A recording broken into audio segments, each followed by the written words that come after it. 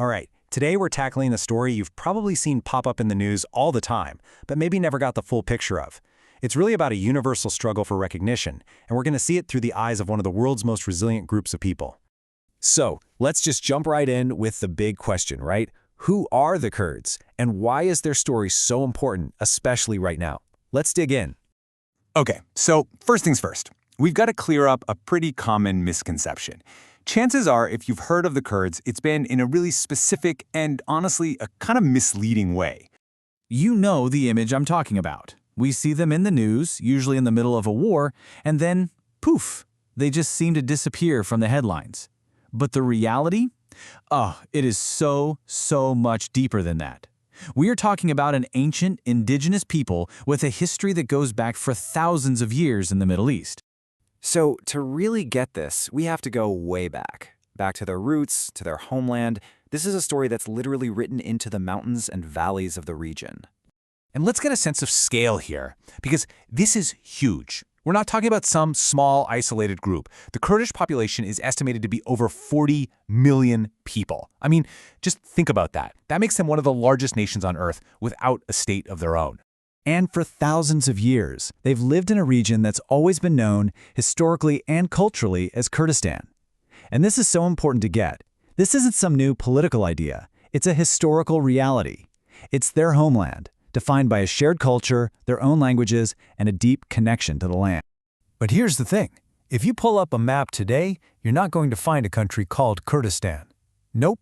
Instead, that ancient homeland is now carved up and divided across the borders of 4 different countries: Turkey, Syria, Iraq, and Iran. And believe me, this one fact, it's the key to understanding everything that comes next.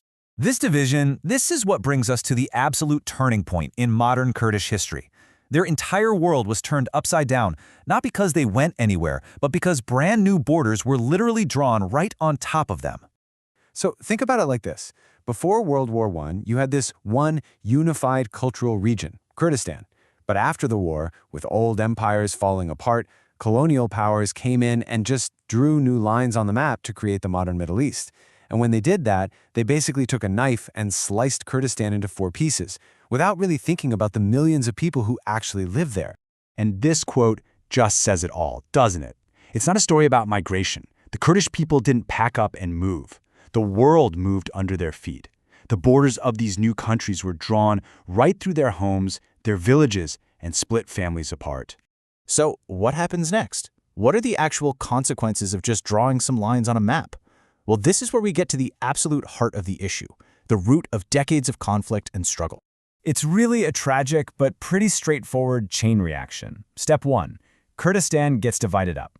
Step 2, overnight, Kurds become minorities in these brand new countries.